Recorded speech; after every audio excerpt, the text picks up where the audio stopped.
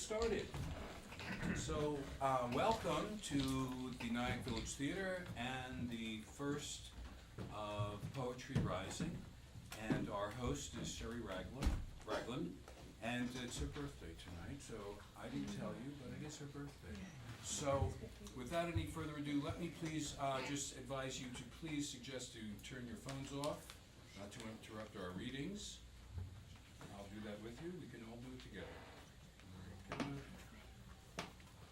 Okay, mine is off. That being said, let me introduce Sherry.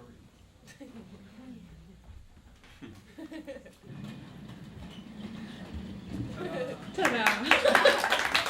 Great drama. Thank you very much for coming tonight. I did this, actually organized it so I wouldn't have to think about my birthday.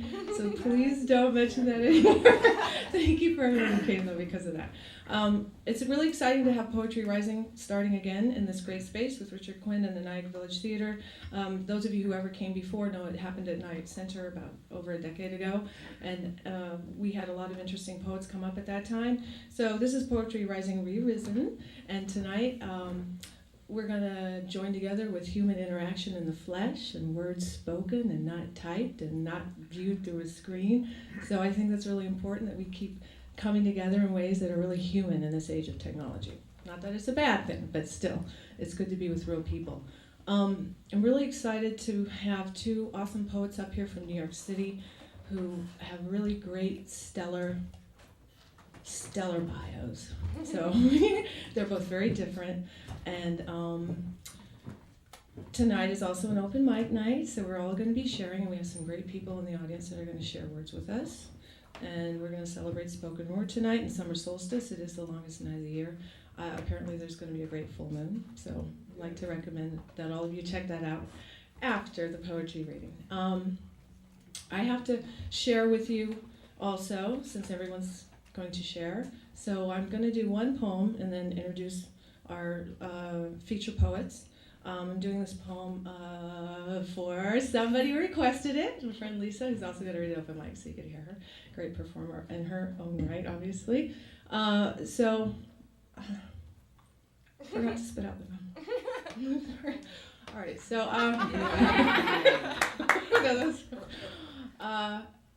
where's my pocket? Okay. All right, so anyway, this is about my childhood. I remember trees as tall as obelisks, black streaks against blue twilight, and grass, the cold carpet, wet with green scent as thick as incense, and racing like deer to the woodline, and racing like deer back to where our parents lay, in a loose embrace of dark shadows, our marks for temporary home base. And my brother's almost keeping up with the pistons of my knees that pounded me into the ground, and stumbling and laughing hard as the evening leans completely into darkness, and the moon stamps our shapes across the park, and we grow mythic in our mother's eyes and are loved. I remember sun flaking up the dust between rows of red berries, and how sweet the juice bled when I pressed one with my tongue, and how good my mother's cotton shirt smelled against her sweating skin, and her soft laugh, kneeling down with her fingers hidden among the plants that waited like cows for milking. And how small our voices sounded in that hot expanse of row upon row, and how long it took to fill a flat, so that the work becomes a way to live for that entire day, and you lean into it, stretched out in dirt, so that your body becomes sandwiched between sun and earth, so that your breath pumps like lava and your heart, so that your breath comes like a fountain and your heart pumps lava, and you can feel the chain of mountains growing up along your sides, and you sink deep into a stupor of no place else to go but here.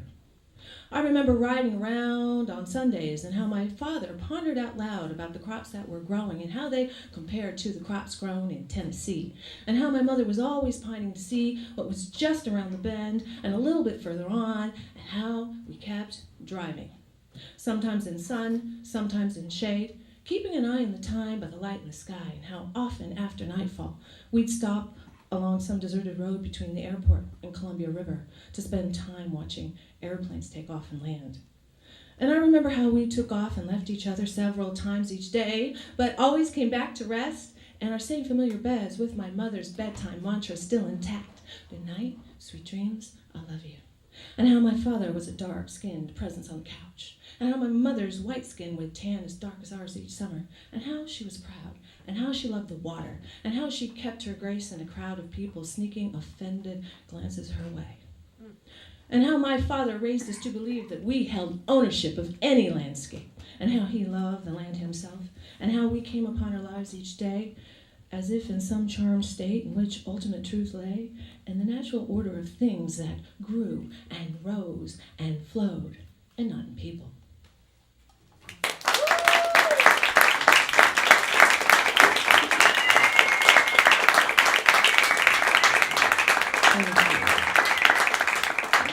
Thank you for listening for my birthday. Okay, so I want to tell you about our two poets that are about to get up. And we're going to do this. They're both slam poets, but this is not a slam. They're just going to trade some poems back and forth so that you get the benefit of the contrast, and it'll be really interesting. We have, ladies first, we have Jean Ann Verlee, who is actually a published poet as well and has written a novel. And she is the Urbana Slam Master, which is one of the greatest slams in New York City. And she has traveled nationally. She is a 6-time finalist in the National Slams, highest scoring individual score in 2008. She is an amazing poet that I saw personally and was blown away. So that's number one. Number two, we have Kyle Rapps, who is a member of the Mayhem Poets, a founding member. They've actually won a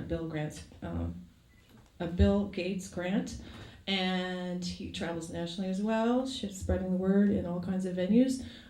He is also a New Eurekan Poets Cafe Slam finalist, Grand Slam finalist, and he is a hip hop artist, which is something that you can find. You can check all this out online. So Jean Ann has a website if you want to know more and check more of her work out, and Kyle Rapps also has a website. If you check out Mayhem Poets, you can find out more about him. But I also want to say they've performed with KRS-One, so if you know hip-hop, so this is somebody who's really serious about that as well. And he has very cool videos, and I don't remember the name of one, but like he's a baby in a pack, and his head is a real adult. It's really funny, so try and check it out. He's also a graduate of Rutgers.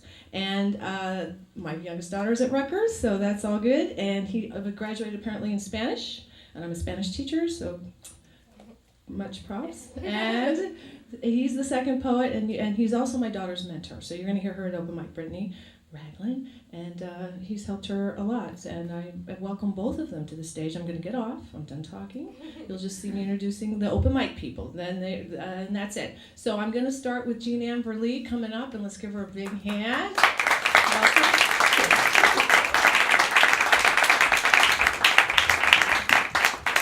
Thank you so much. This is a hot mic. Applaud yourselves. You're giving your Friday night to poetry. That's awesome.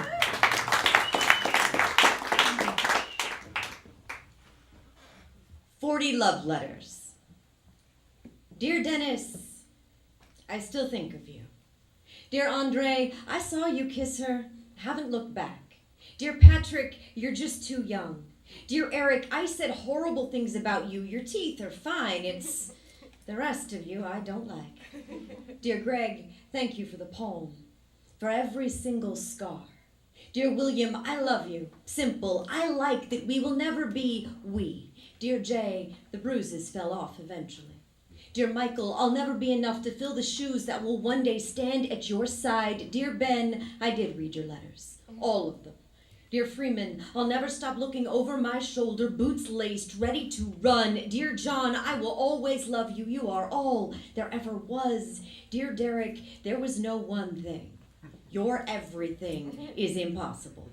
Dear Eddie, we are refracting magnets. We will battle this to the end. Dear Dennis, I still think of you. Dear Ryan, sex under the streetlight was a delicious accident. Dear Kevin, your kiss came too late. My lips were already dancing in the other room with John. Dear Ethan, no. Dear Joseph, I said you were too pretty. They said to try it anyway. They are fools. Dear Avery, you are the definition of unrequited. Dear Skippy, I'm sorry about the whiskey. And the tampon. I'm sorry I never called you. Dear Nate, until you mocked my smile, I was yours. Dear Mark, I like your wife too much. Is your brother still single? Dear Mitch, you were my biggest mistake. I'm sure that only makes your smile more sinister. Dear Alan, while you poured a Guinness for Patrick, I pictured you bending me over the bar. Dear Graham, I'd have swallowed that bullet. Dear Miguel, you said a man never forgets his first redhead. What color are my eyes? Dear Dennis, I still think of you. Dear Francis, I'd have broken you in half. Dear Chris, I'm sorry I stalked you. I'd try to forget me too. Dear Dex, I can't be with you again. Just accept it. Dear Dr. Matthews, no. I'll have you fired. Again. Dear Aiden, I wrote a poem about you. It's everyone's favorite. I find it trite. Dear Logan, I think I finally stopped wanting you. Dear Cynthia, I was drunk.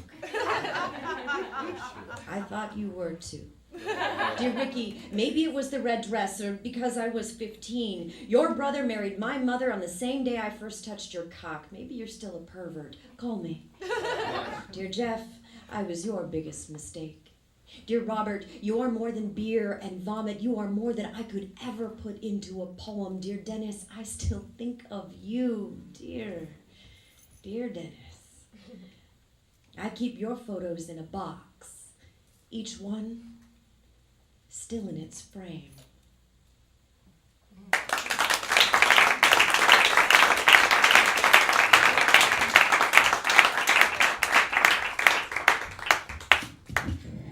Okay. Hey. So I'm half black and half white. And my father's really dark skinned. He looks like LeVar Burton from Reading Rainbow. And my mother, she doesn't tan, she burns type shit, you know. So like, it was always an interesting experience. People like white people who didn't know what I was, black people would come to me like, you know, what? I feel like I had to choose what team I was on. Puerto Ricans would come up to me like, "Cómo estamos?" I don't know what the hell you're saying, you know, like. So on the count of three, I'd like everyone to just ask this question. I want everyone to ask, what are you? Okay, get ready. 1, 2, 3. What are you? I'm a full-blooded half-breed. A hybrid of heads and tails with a biracial passport into social worlds on both sides of the coin.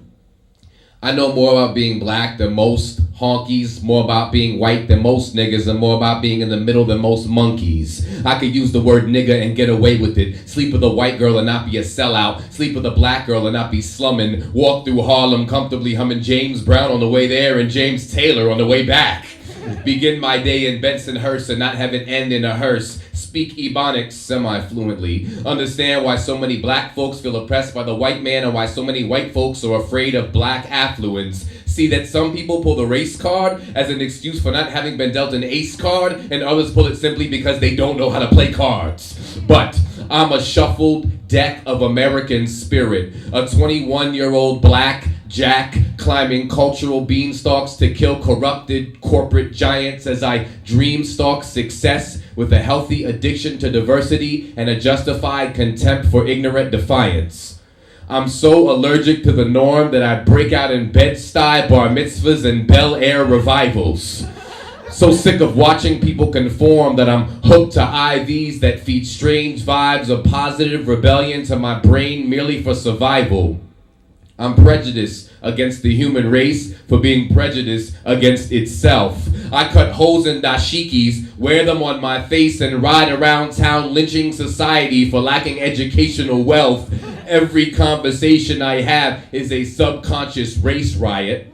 My presence breeds open-mindedness in the heads of those who thought they'd never be faced by it. And for those unaffected by new spectrums of conversation, my penis is a diving board armed with potential offspring that will spring off in cannonball formation, and after landing pregnation in homogeneous gene pools, splash this world with human spirit that's colored outside more lines than crayons at preschool. And I'll be the most glad to be mulatto father alive, since no matter who I procreate with, our child, whether son or daughter, will arrive on this planet as an ethnic gun to slaughter any possible hope for genocide. An awesome mix. By junior high, my little kaleidoscope will play croquet in Central Park, sporting black power picks and clogs for kicks. With skin like a true chameleon, cumulo clouds of cotton candy curls, and eyes that project internal colors to contact the outside world. Peers will peer at my assorted seed with an infinite question mark. So to quench curiosity and settle the bet with sibling disputers, they'll ask, "Mommy, what is that kid?" And she'll respond, "Honey, that kid is the future."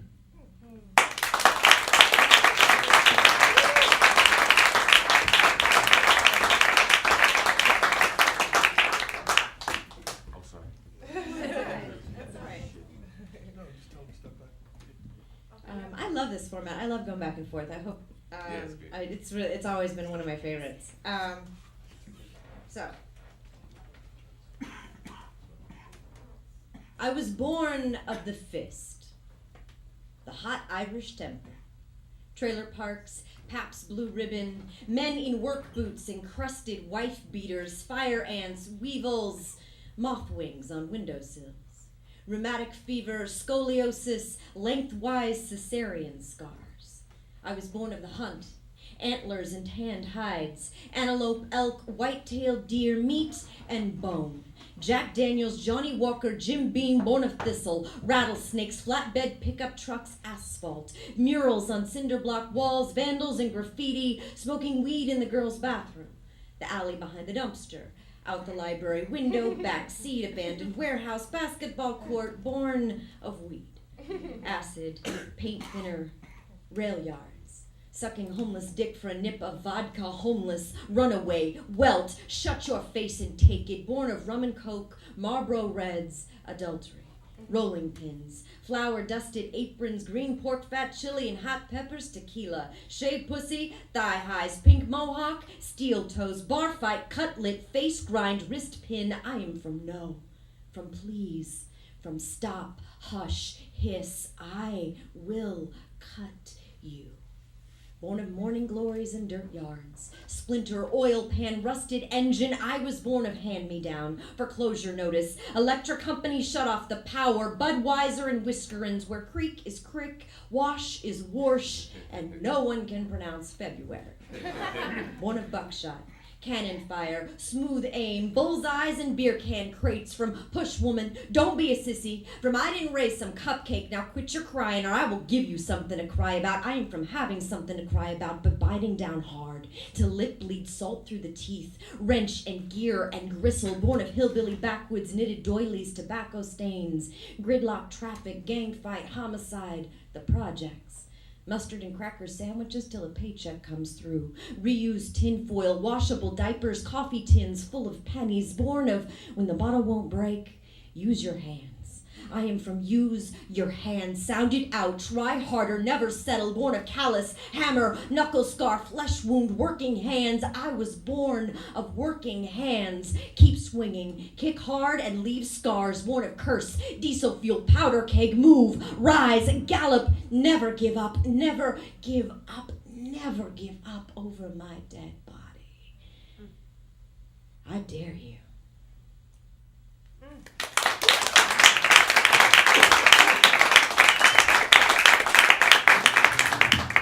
So, yeah, like, I grew up in the projects in Princeton, New Jersey. They were legit projects, but the town, it was kind of fucked up. So, I don't know, it was fucked up. And so, like, we had a lot of different things going on. I went to Rutgers University, and I finally moved out of my dorm room, and I moved into a building, and it was a project building. I didn't even know it. And it was still a lot of freedom. It was my first girlfriend at the time. It was unfortunately a lot of unwanted guests. So if y'all can help me out, when I say roaches, I need everyone to say, "Oh shit." Right, here we go. Roaches. Oh, shit. Roaches. Oh, shit. Kitchen. Lights on. Cupboard open. Oh yeah. Snack time. Bread, check. PB, check. NJ, Smuckers, it's on. Wait, beverage, Tang. Later, ramen noodles, maybe. Grab knife, open jelly, 5 roaches. Roaches. Raid. Spray. Hell yeah. Spray. Sprrr. Bedroom. Lights off. Oh yeah. Sex. Comma. Love. Comma. She knows. Comma. Sutra. Comma. Gymnastics. Comma. Gymnastics. Comma. I love gymnastics. Comma. Erection. Do I protection? Have. Yes, in my wallet. So, lights on. She asks, your nutsack crawling on, what's that? Roaches! Roaches!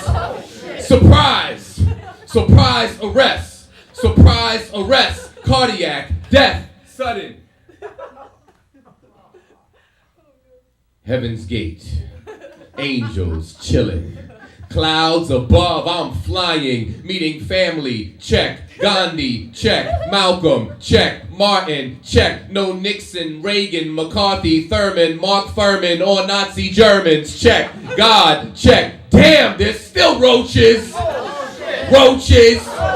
God damn it. Oh shit. In vain name I used his. Hell's Gate. Fire, check. Brimstone. Yes, looking up, there's everywhere 90-foot people who me are pointing at, screaming, roaches! Roaches!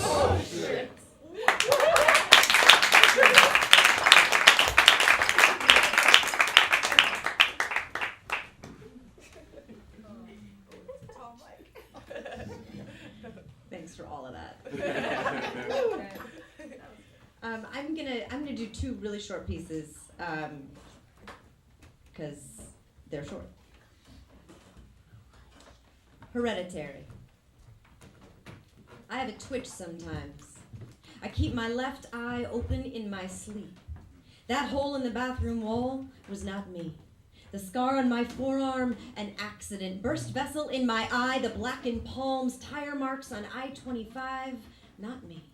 The patch of scalp, doorknob through a bedroom wall, knife wound across the cabinet's face. The 6th time we replaced a set of wine glasses, TV hurled like a dodgeball, the cell phone torn in half. I am not crazy. This is just Thursday.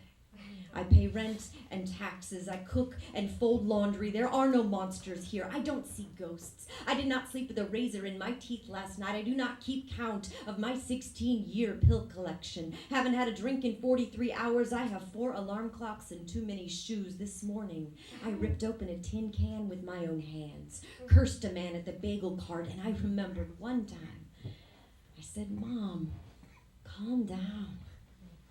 And she slapped me so hard, I forgot her name.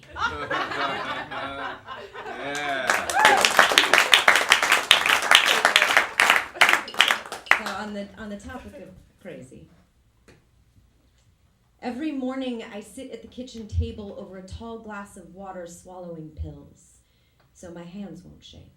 So my heart won't race, so my face won't thaw, so my blood won't mold, so the voices won't scream, so I don't reach for knives, so I keep out of the oven, so I eat every morsel, so the wine goes bitter, so I remember the laundry, so I remember to call, so I remember the name of each pill, so I remember the name of each sickness, so I keep my hands inside my hands, so the city won't rattle, so I don't weep on the bus, so I don't wander the guardrail, so the flashbacks go quiet, so the insomnia sleeps, so I don't jump at car horns, so I don't jump at cat calls, so I don't jump a bridge, so I don't twitch, so I don't riot, so I don't slit a strange man's throat.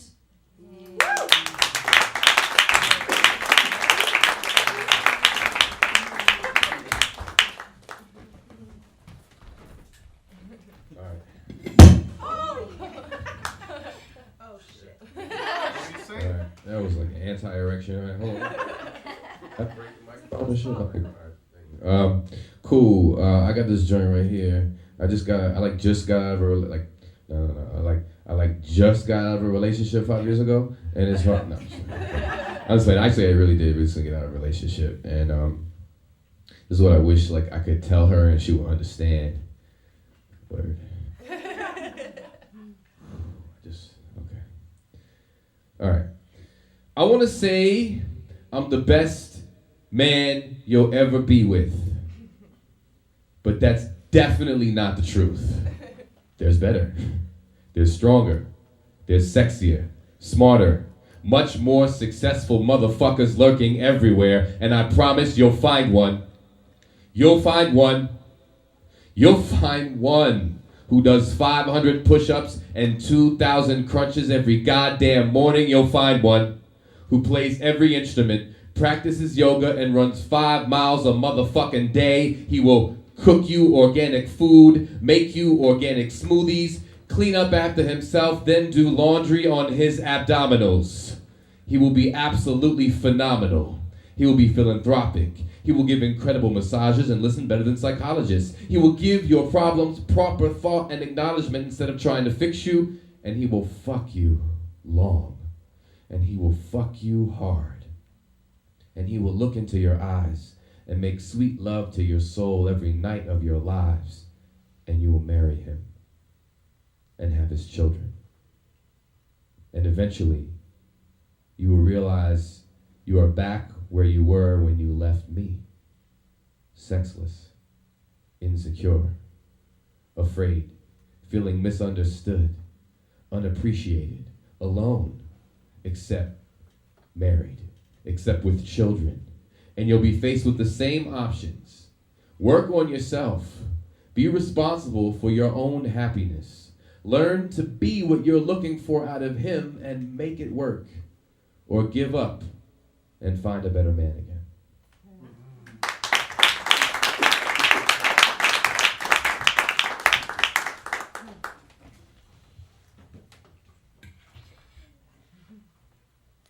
In the theme of love stories, does this go off? There we go. There we go. In following with love stories, this is there's a little background to this poem. If you're familiar with the story of Jezebel from the Bible, she was married to King Ahab, and their marriage was considered politically corrupt. Ultimately, the entire family was executed. In the book of Kings, it was chronicled that Jezebel was executed by being thrown into a pit of dogs and eaten alive. This poem is after Roger Banneragard. It's titled Jezebel Revisits the Book of Kings.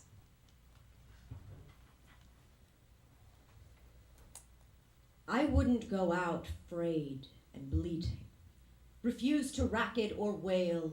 I was a holy woman of Baal.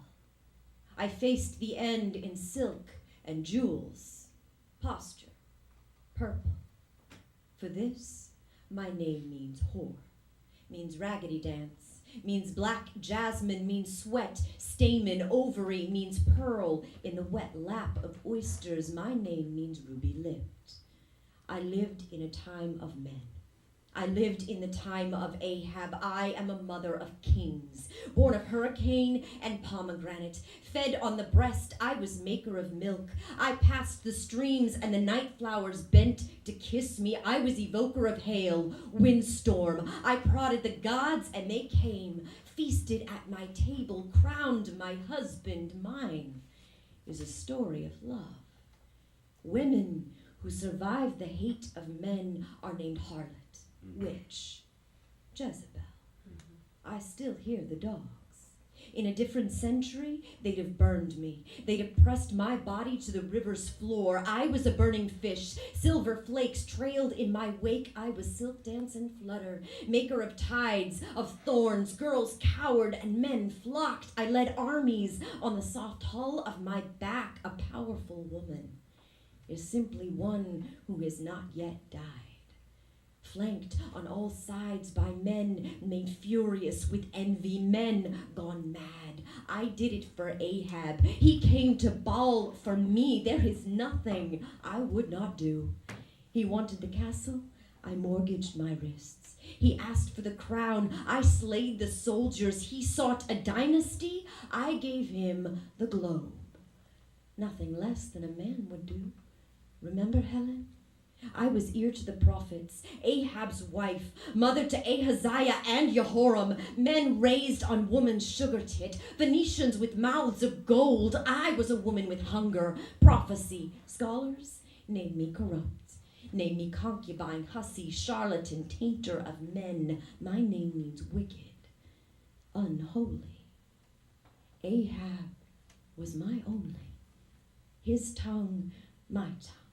His flesh, my flesh. I was a woman in love. They robbed me first of Ahab's breath, then my sons. I wasn't thrown into that pit of dogs. I dove.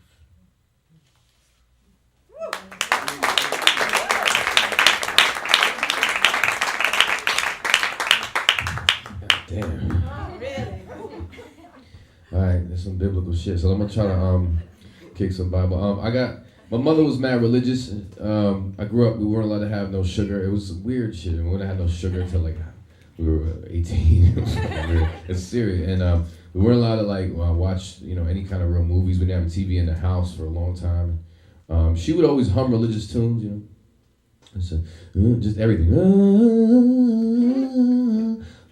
Mom, he keeps pushing me.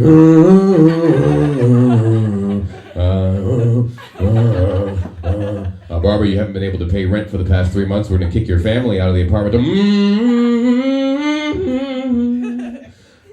Kids, there's no food in the fridge. Can you eat at a friend's house for dinner tonight, please? Just humming her way through the problems, Like slave spirituals, as she cooked between her 3 jobs. It was bedtime when she taught us how to pray.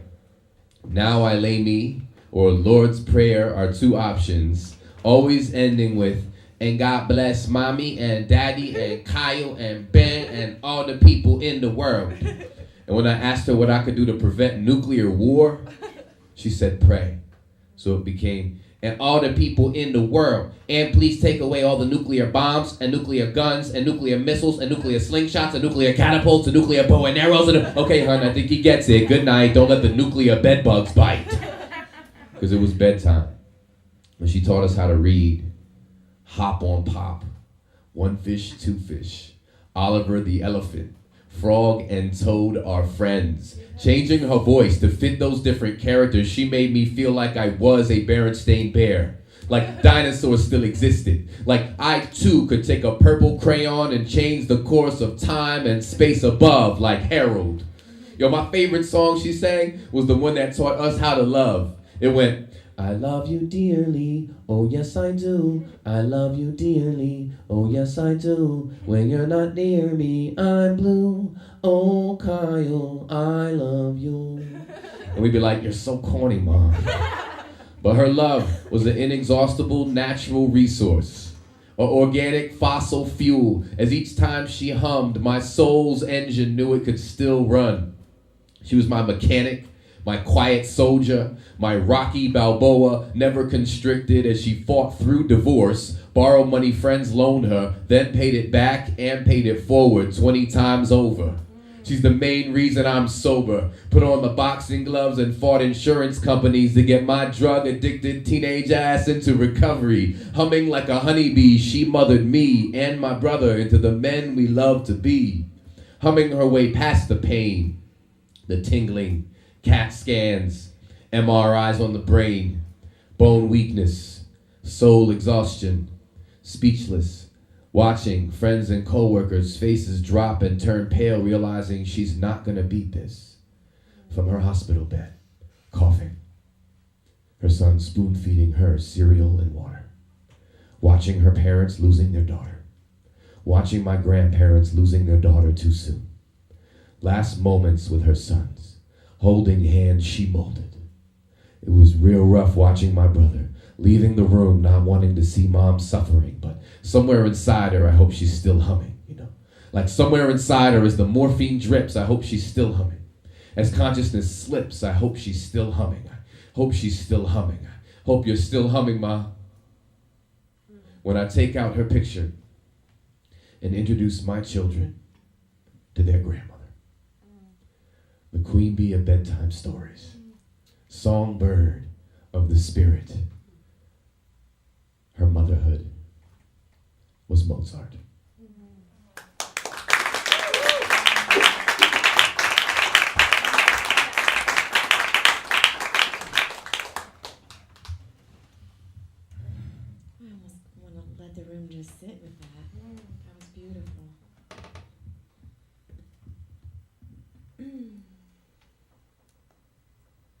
be my last one.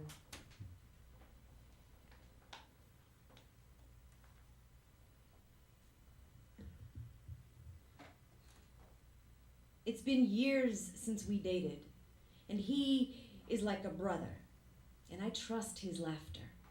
And I just vomited in the ladies' room at J.P. Horgan's off the 7 train.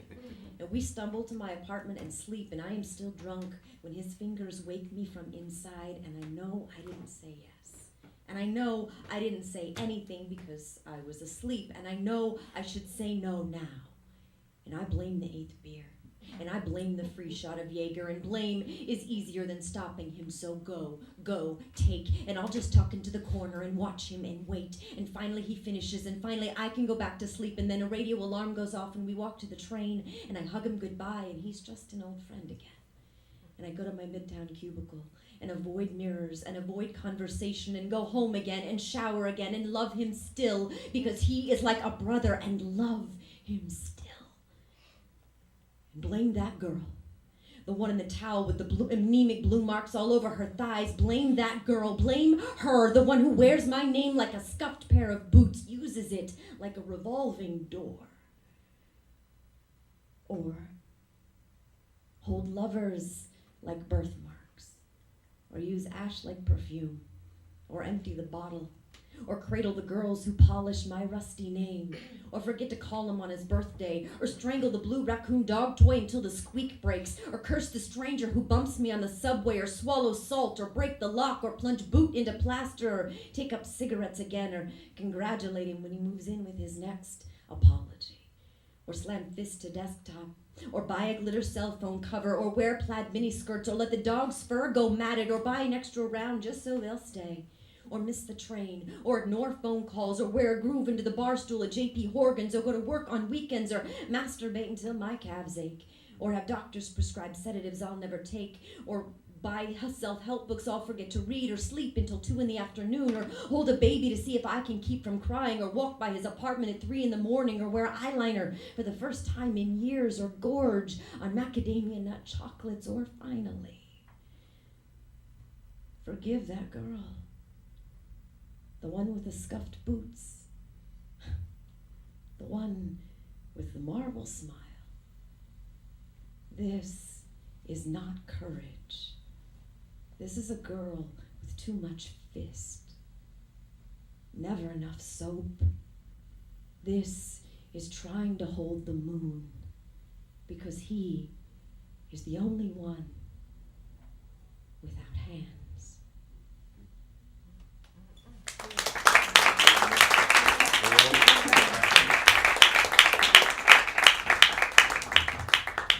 I just want to say thank you. That was like such an incredible experience to rock with you, and and also I saw that she was reading from a book. Gina was reading from a book. That's your book, right? You published that book. Yeah. So buy that book. I'm trying to get it too. I'm trying to see if I can get that book. I have a brother who is really like on some conspiracy theory shit all the time. Every time I talk to this dude, man, I'm like, yo, there was a crazy NBA Finals. Like, nah, man, that shit was fixed, yo. It was like, the whole time, you know what I mean? Like, he's always, yo, David Stern's on the payroll, Illuminati, you know? And I was like, yo, come on, man. Like, can we just enjoy the game? So, like, but sometimes we get into it, and I decided I wanted to, like, indulge his spirit with this piece. I don't normally like to get all, politricksy, but here we go.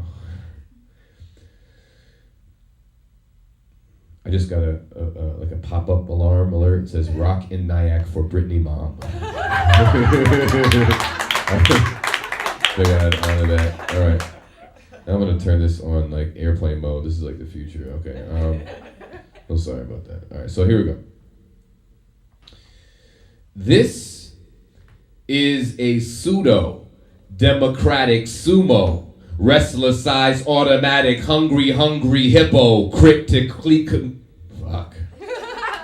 This is a pseudo-democratic sumo. Wrestler-sized automatic hungry hippo, critically conditioned Zippo, lighting spliffs rolled out of Constitution paper at 420, plenty bitch of a rich country, addicted to imposing beliefs, not giving the poor money, six figures deep in selling dreams to overzealous sheep, yelling heaps of propaganda heads covered in white bed sheets, afraid to face damage underneath burning black churches, greenback thirsty industry execs, checker King Elvis, rendering our slave sisters' sufferings worthless. Who deserves this 100-proof kryptonite supercell? It's home we write absurdist poems online to pick the lack of true purpose from the plantation of our minds. Black blues, defictionalized facts used as spiritual vacuums to suck the vision from our children inside public school classrooms, upholding cartoon-like media portrayal image of my people as wannabe baboon raccoons.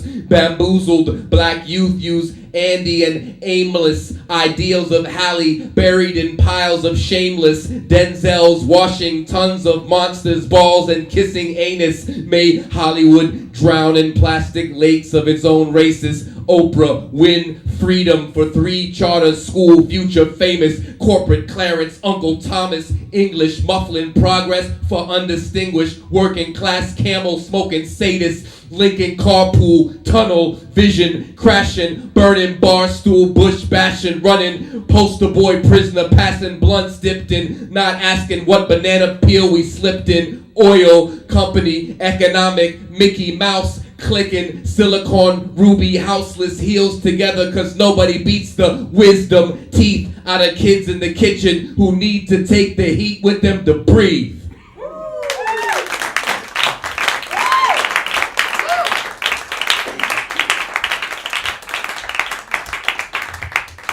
Okay, well, you're here. This is a first. I don't think Nyack has seen the likes of this ever. It is the Nyack Summer Poetry Festival.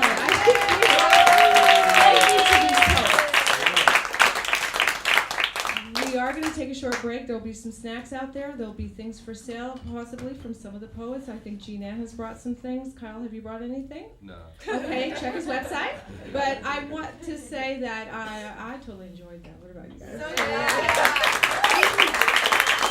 All right, so we'll take a little break. We'll come back in. We're going to rock it some more with some local voices, and we can't wait to hear what they have to say as well. So let's go. Let's relax a minute, and I'll see you in about 10 minutes.